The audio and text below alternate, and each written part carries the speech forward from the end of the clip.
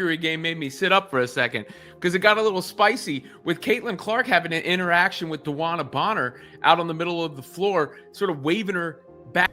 Now, we all know that the Indiana Fever is trying to make a push for the playoffs.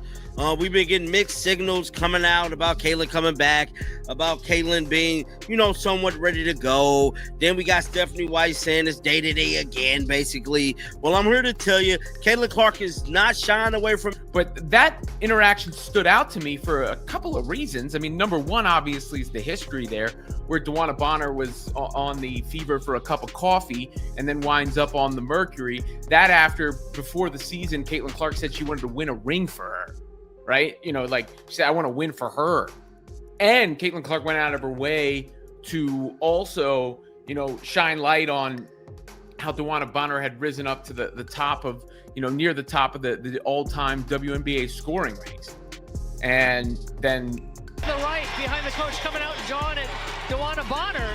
Clutchest players on the damn team. I'm not just saying that just to say it. Lexi Hall stand on business. Caitlin Clark filing a $500 million lawsuit against DeWanna Bonner has sent shockwaves through the WNBA. What began as a heated on-court clash is now being painted as an outright assault, and the fallout threatens to overshadow everything happening on the hardwood.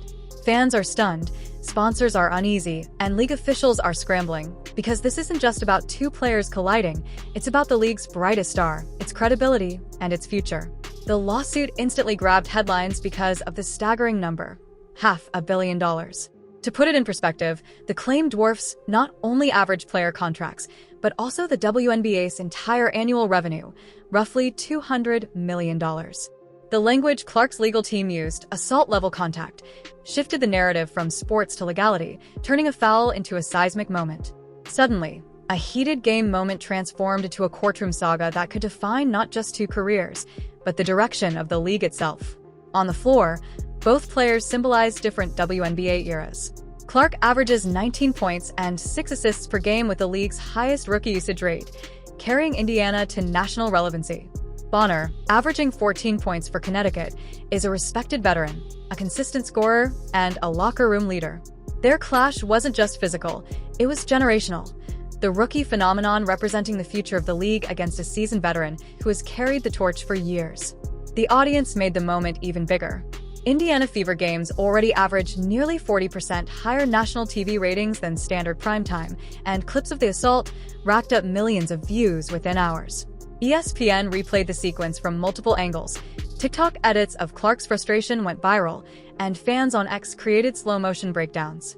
Sportsbooks even pulled down Fever-related wagers until Clark's status was clarified.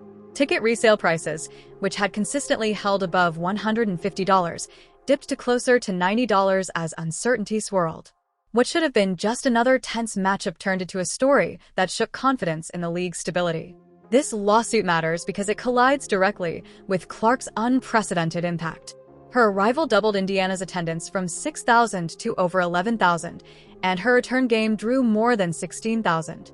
On television, Fever broadcasts have consistently averaged 40 to 50% higher ratings than the WNBA's primetime baseline, with some games topping 1.5 million viewers, numbers that rival mid-tier NBA contests.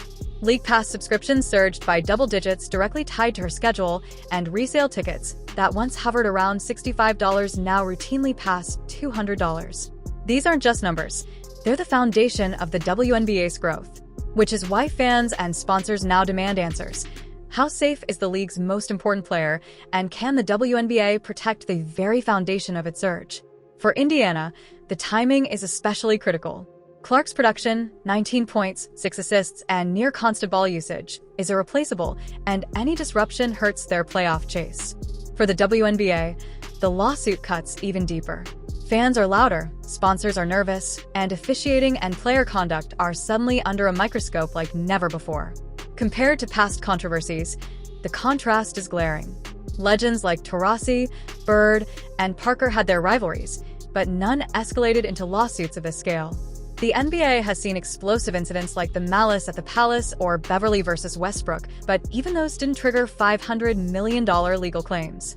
Clark's case feels unprecedented, Proof that today's stars are willing to take battles from the court to the courts, reshaping how athletes defend themselves and their images. The business side shows why the league can't afford missteps. Clark's games bring in NBA-level viewership, 1.5 M+ on ESPN. Her jersey sales top rookie charts across all sports, and Indianapolis city officials have credited her games with double-digit spikes in local business revenue, from restaurants to hotels. Sponsors like Nike, State Farm, and Gatorade have tied campaigns directly to her face. That's why this lawsuit's ripple effects are dangerous.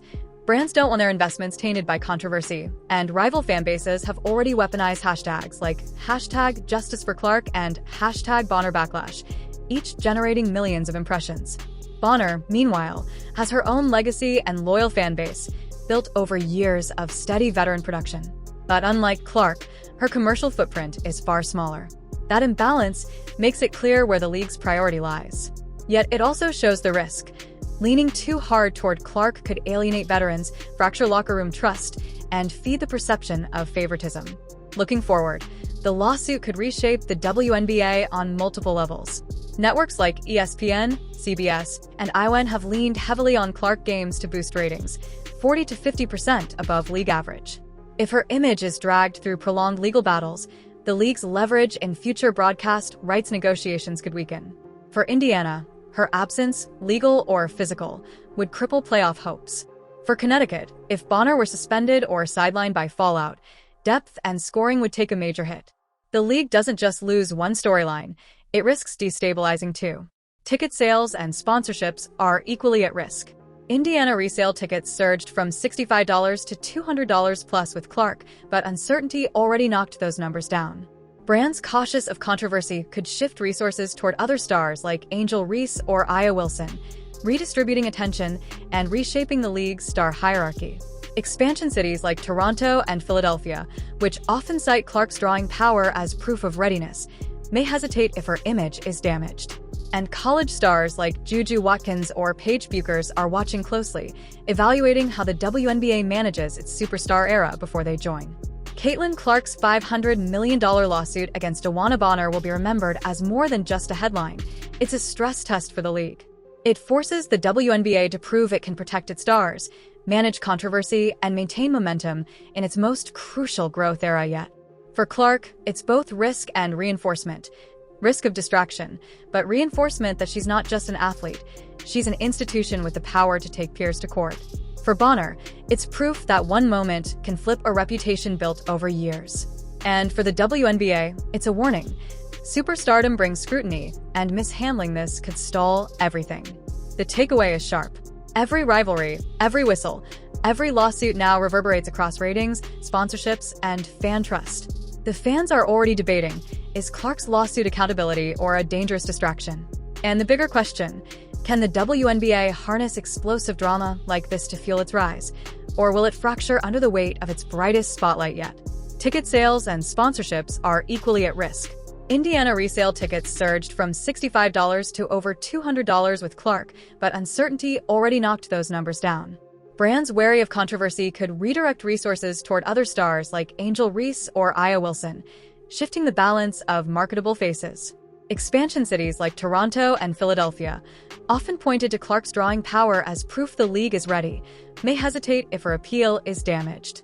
And rising college stars like Juju Watkins and Paige Bueckers are watching, evaluating how the WNBA handles its superstar era.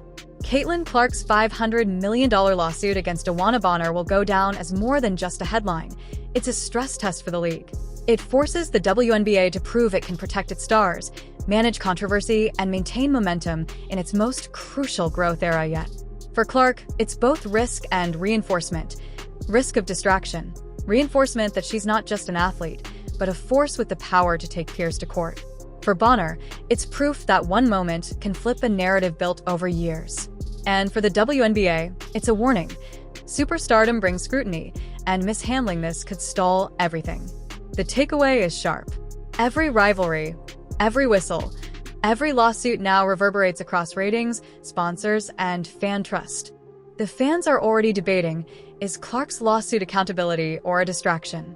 And the bigger question, can the WNBA turn explosive drama into fuel for growth, or will it fracture under the weight of its brightest spotlight yet?